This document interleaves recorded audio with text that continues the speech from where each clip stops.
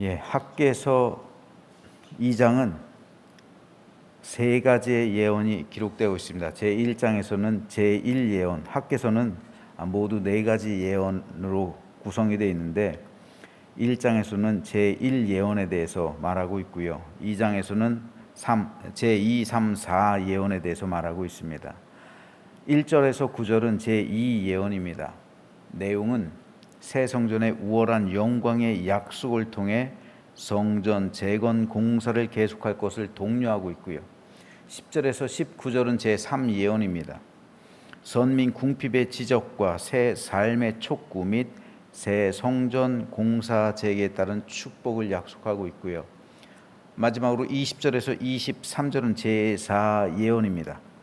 스룹바벨을 향하신 종말론적 열국 심판 예언 및 복된 피택과 통치권 위임의 약속, 이렇게 네 가지 예언으로 학개서는 구성이 되어 있습니다.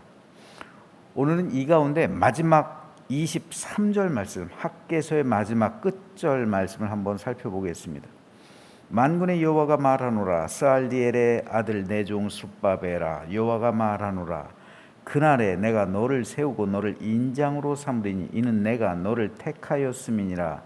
만군의 여호와의 말이니라 하시니라. 자, 주제의 뜻이 학개서는 네 가지 예언으로 구성되어 있다고 했습니다.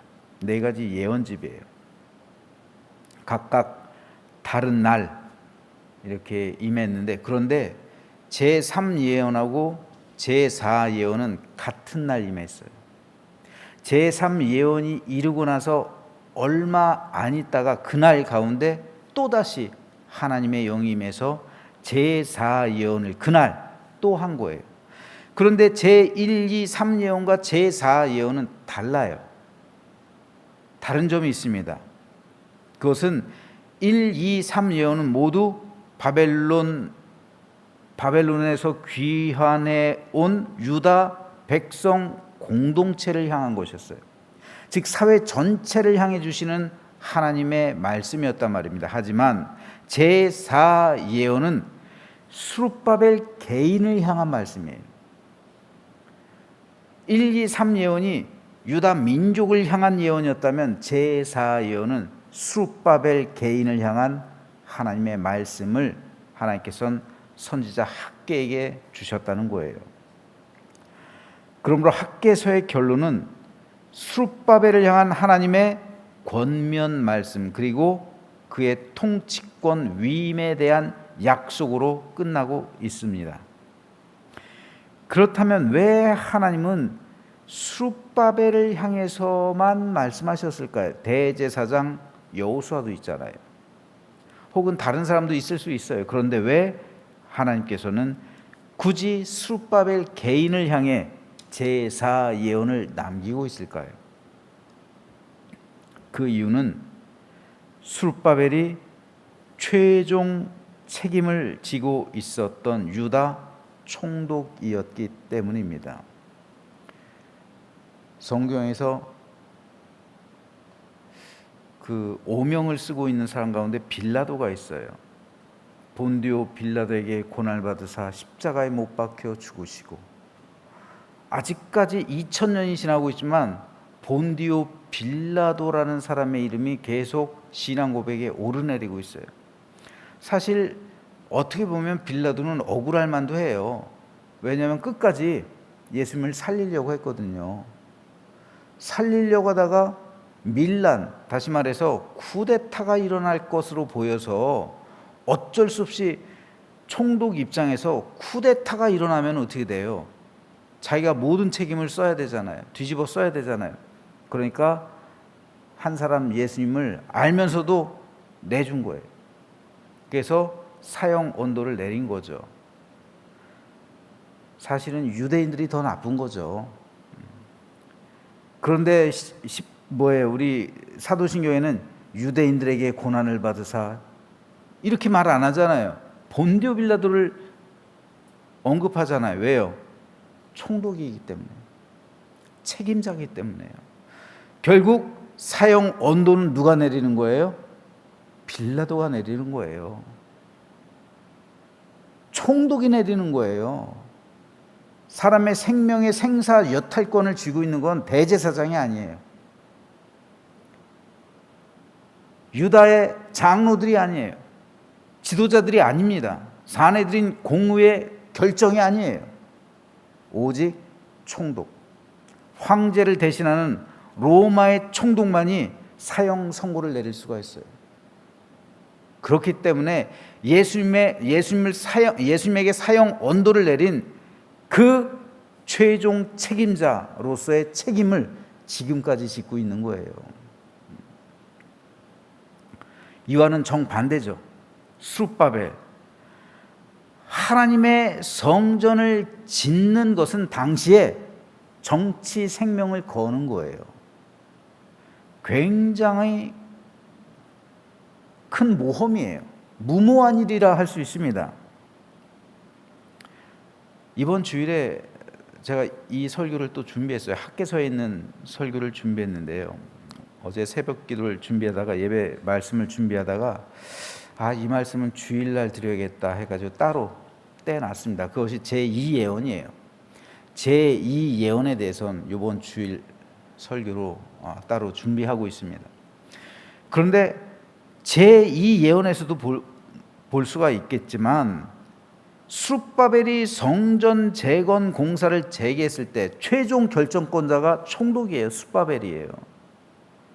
총독이 그래 하자 하고서 최종적으로 결정을 내리고 공사를 재개시킨 거예요. 그랬을 때 반발이 어마어마한 거예요. 유다 공동체 중에서 솔로몬 성전을 보았던 어른들이 있어요. 그 어른들이 성전 공사 재개를 반대했어요. 왜 반대했는지는 주일에 살펴볼게요. 백성들 또한 하루하루 먹고 살기도 힘든 시절인데 굳이 성전 공사까지 해야 되느냐? 성벽도 아직 쌓기 전이고, 그리고 한재가 있고 농사를 지어도 안 돼가지고 지금 굶어 죽기 일보 직전인데 성전 공사 지금 해야 될 때냐? 볼멘소리를 하고 있는 거예요. 또 사마리아 사람들은 어때요? 호시탐탐 노리고 있잖아요. 방해하고 회방하잖아요. 쳐들어올 생각만 하고 있잖아요. 여차면 쳐들어와가지고 전쟁 나가지고 자기들이 죽을지도 몰라요. 제사장들은 이러지도 저러지도 못하고 스룹바벨의 눈치만 보고 있죠. 최종 결정권자는 오직 스룹바벨 한 사람이에요. 얼마나 고독하고 결정을 내리기 어려웠을까요? 그래서 하나님은 학개 선지자를 통해서 스룹바벨에게 이렇게 말씀하는 겁니다. 만군의 여호와가 말하노라. 스알디엘의 아들 내 종 스룹바벨아, 여호와가 말하노라. 그날에 내가 너를 세우고 너를 인장으로 삼으리니 이는 내가 너를 택하였음이니라. 만군의 여호와의 말이니라. 하나님은 먼저 스룹바벨에게 내 종이라고 말씀하셨어요. 내 종 스룹바벨아. 그만큼 스룹바벨이 하나님 앞에서 온전하게 행했다는 거예요. 스룹바벨은 정치인이잖아요. 정치인이 내 종이라는 말을 듣는 경우는 성경에 별로 없어요. 그렇죠? 모세, 여호수아 이런 리더들이요. 그리고 다니엘, 그리고 다윗과 같은 왕, 이런 정치인들, 그리고 스룹바벨이요. 정치인들이 하나님 보시기에 합당하게 생활하며 온전하게 살기 위해서 노력하고 모든 핍박과 환난을 견뎌내며 하나님 보시기에 아름답고 합당한 신앙생활을 하기가 쉽지가 않아요. 여러분 정치 한복판에 들어가 보세요. 그러니까 그리스도인들이 정치를 하는 건 참 쉬운 일이 아니에요. 깨끗한 정치가 어디 있어요? 그렇잖아요. 정치를 하려면 거짓말도 잘해야 되고 권모 술수에다가 이랬다 저랬다 혓바닥이 2개여야죠. 그러면서 하는 말이 뭐예요? 정치가 어쩔 수 없는 거야. 이게 정치야. 이걸로 모든 말이 다 합리화가 되잖아요. 이게 정치야. 정치의 본질이 뭡니까? 사실 정치는 참 바르게 나라를 치리하는 것, 옳음으로 치리하는 것이 정치예요. 근데 그렇지 않잖아요. 정치인들이 옳습니까? 그렇지 않아요. 정치를 하려면 돈도 많이 필요하고 또 여러 가지 하는 것들이 많기 때문에, 그래서 시쳇말로 권력은 악마의 속성을 가졌다라고 하는 말이 딱 맞는 거예요. 그렇기 때문에 정치인들이 하나님 앞에서 의롭기는 굉장히 어려운 거예요. 난 정치 안 해. 라는 이 각오가 아니면 나는 진짜로 내 모든 것을 포기해버리고 그런 일사각오가 아니라면 진짜 하나님께서 원하시는 정치는 안 되는 거예요. 윌버포스와 같은 정치인들, 참 그립습니다. 우리 그리스도인들이 좀 많이 됐으면 좋겠어요. 그래서 정치 지도도 좀 바꾸고 생각도 좀 바꾸고 사상도 좀 바꾸고, 그리고 나라와 민족을 위해서 좀, 당을 위해서 싸우는 게 아니라 나라와 민족을 위해서 좀 이렇게 좀 했으면 좋겠어요. 간절한 소원입니다. 여러분 기도하셔야 돼요. 어쨌든 스룹바벨에게 내 종이라고 이렇게 말씀하셨어요. 그래서 그날에 내가 너를 세우고 너를 인장으로 삼을 것이다 약속하시는 거예요. 여기서 인장이란 인장 반지예요. 근데 고대 세계에서 왕은 이 인장 반지로 도장을 찍었다고요. 각종 문서에다가 이 반지, 뭐 영화 보면 나오잖아. 이 큰 반지 끼고 있다가 그거를 이렇게, 그리고 황제가 될 때, 권력을 세습할 때, 이양할 때 반지 빼가지고 주자. 이거 말씀하시는 반지를 내가 너를 인장으로 삼겠다. 다시 말해서 내가 너에게 내 인장 반지를 빼주겠다라는 거예요. 하나님의 아들의 자리에 너를 놓겠다는 거예요. 그래서 스룹바벨은 메시아를 상징하는, 메시아를 예표하는 인물이 되는 겁니다. 실제로 에스겔은 이렇게 예언한 적이 있어요. 내가 한 목자를 그들 위에 세워 먹이게 하리니 그는 내 종 다윗이라. 그가 그들을 먹이고 그들의 목자가 될지라. 여기서 말씀하고 있는, 에스겔이 예언하고 있는 한 목자란 궁극적으로는 이 땅에 메시아로 오신 예수님을 상징해요. 하지만 1차적으로는 스룹바벨에게서 성취가 되고 있는 거예요. 그래서 스룹바벨이 예수님을 예표하는 인물이 되는 겁니다. 그 정도로 스룹바벨에게 하나님께서 복을 내려주시겠다. 내가 너를 반드시 내 아들로 삼겠다. 그래서 내 인장 반지를 내가 너에게 줄 것이다 라는, 성경에서 진짜 그 누구도 듣도 보도 못한 그러한 축복을 약속해 주시는 거예요. 그만큼 하나님께서 성전 건축을 하는 데 있어서 그것은 하나님의 마음이었고 하나님의 뜻이었고, 그리고 그 성전을 건축하는 과정이 너무도 힘들었기 때문에 그것을 목숨 걸고 지켜내고 행했던 스룹바벨에게 놀라운 축복을 약속해 주시는 거예요. 그래서 그 성전 이름이 숫바벨 성전이잖아요. 제2성전은 숫바벨 성전이에요.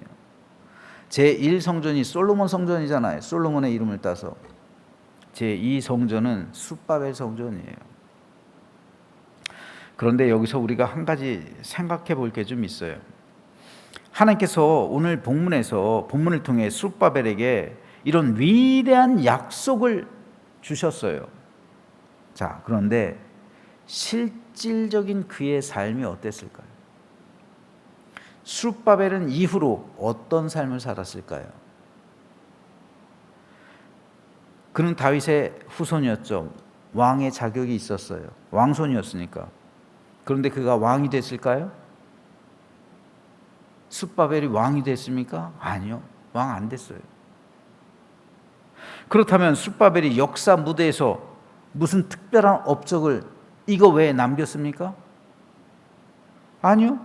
성경에는 숫바벨이 유다 총독이 돼서 제2의 성전을 세우는 것 외에는 등장하지 않아요.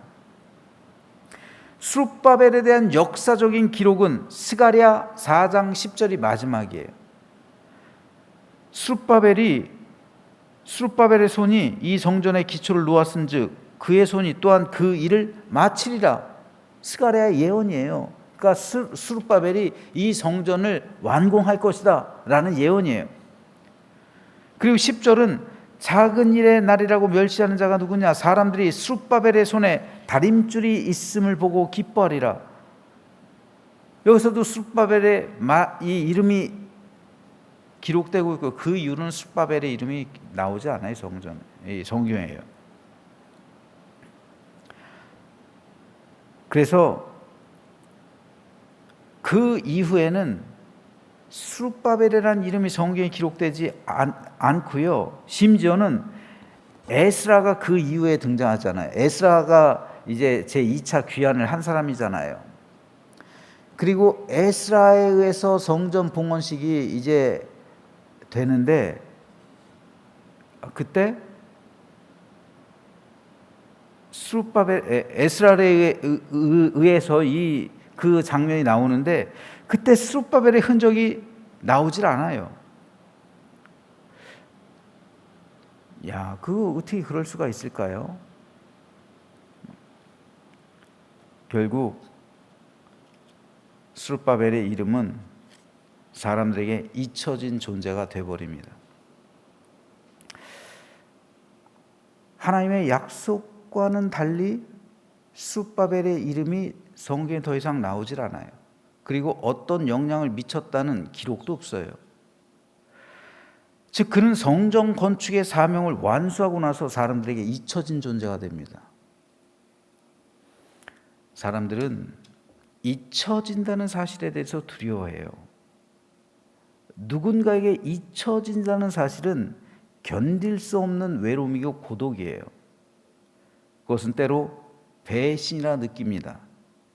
인생 무상과 함께 허무함, 공허함 속에 빠져요. 사람들에게 의해서 스룹바벨은 잊혀질 수가 있어요. 하지만 하나님은 절대 스룹바벨을 잊지 않으셨습니다. 구약에서는 스룹바벨의 이름이 더 이상 등장하지 않아요. 하지만 신약 성경에 보면 예수님의 족보 마태와 마가 둘이 다 기록하고 있는데 마태와 마가는 둘 다 예수님의 족보 가운데 스룹바벨을 기록하고 있어요. 예수님은 다윗의 후손 그리고 스룹바벨의 후손으로 이 땅에 오셨다는 말이에요. 그래서 다윗이 메시아이신 예수님을 예표하는 인물이 되었듯이 스룹바벨 역시 주님을 예표하는 사람이 되었던 겁니다. 바로 이것이 하나님께서 스룹바벨의 그날에 내가 너를 세우고 너를 인장으로 삼을 것이라고 약속하신 이유예요. 여기서 그날이란 1차적으로는 메시아가 이 땅에 오는 날, 그리고 궁극적으로는 세상의 종말날이요. 그 날에 내가 너를 인장으로 삼겠다 약속하시는 거예요. 저는 이 말씀을 보면서 우리도 이렇지 않을까 그런 생각을 해봤어요. 그날에 내가 너를 인장 삼겠다. 그런데 그날은 우리가 살아가는 이 날 동안 하나님께서 인장을 좀 해서 내가 축복받는 삶, 지금 내가 잘 살고 잘 먹고 형통하고 이 세상에서 많은 것을 누리고 그렇게 살아갔으면 하는데 하나님께서 계획하시는 삶은 종종 그날이에요. 그날 종말론적인 그날이요. 내가 그날에 너를 인장으로 삼겠다. 그래서 이것이 우리의 삶에 있어서 간극이 있어요. 우리가 생각하는 축복과 하나님께서 말씀하시는 그 축복은 이런 간격이 있어요. 여러분, 스룹바벨이 그랬잖아요. 스룹바벨도 이 땅에서는 더 이상 존재하지 않아요. 그 이름 잊혀져요. 우리 역시 교회에서 하나님 나라의 일을 하며 헌신하고 봉사하다 보면 때론 외롭고, 때론 누군가 몰라줘서 섭섭하고 힘들고 시험에 들 때도 있어요. 인정받고 싶은데 인정 안 해줘요. 칭찬받고 싶은데 오히려 비난해요. 책임을 다했는데도 사람이 몰라줄 때도 있어요. 스룹바벨처럼요. 사람들에게 잊혀진 존재가 돼요. 이럴 때 우리는 상처받기 쉬워요. 특별히 목사님들 그리고 장로님들 은퇴가 있잖아요. 평생 교회와 성도를 위해 애쓰고 수고했는데 모든 일에서 배제돼요. 잊혀진 존재가 되라고 강요받아요. 그렇잖아요. 은퇴하는 순간부터 모든 예배, 공예배, 공적인 순서에서 배제되잖아요. 은퇴하는 순간부터 설교권이 사라지잖아요. 잊혀지기를 강요받는 거예요. 사람들은 그래요. 스룹바벨처럼요. 역사 속으로 가야 되는 거예요. 그게 자연스러운 삶의 그 진행 방향이에요. 그게 사람들은 그의 공로를 생각하지 못하고 잊혀지기를 바라는 거예요. 오늘 본문에서 스룹바벨이 이와 같았습니다. 그런데 하나님은 기억하시는 거예요. 그리고 그에게 인장반지를 주시겠다고 그날에 인장반지를 주겠다 약속하시는 거예요. 사실 이것 이상 더 큰 축복이 있을까요? 목사님들이 은퇴하고 나서 5년 안에 사망할 확률이 굉장히 높대요. 왜요? 잊혀지기 싫은 거예요. 거기서 오는 갈등, 괴로움, 고통 심한 거예요. 저도 그럴라나 모르겠어요. 그런데 여러분, 성숙하고, 저도 그래요. 성숙하고 더 하나님께 가까워진 그런 사람이 되기 위해선 우리는 어차피 사람들에게는 잊혀져야 돼요. 사람들에게는 잊혀지지만 하나님께서 잊지 않으시면 되는 거예요. 장로님들도 마찬가지예요. 내가 수고했다고 그 교회 내 교회입니까? 아니에요. 우리는 잊혀져야 돼요. 하나님의 일을 하고 잊혀지는 존재. 이게 참 얼마나 멋있습니까? 그런 사람이 돼야 돼요. 우리는요. 하나님의 일을 내가 최선을 다해서 내가 건강하고 젊었을 때 하고 잊혀지는 존재가 돼야죠. 스룹바벨처럼요. 그럴 때 하나님은 안 잊는단 말이에요. 그런 사람을. 내가 잊혀졌을 때 하나님은 안 잊어요. 근데 내가 안 잊혀지면 하나님은 잊어요. 이거 무섭지 않습니까, 여러분?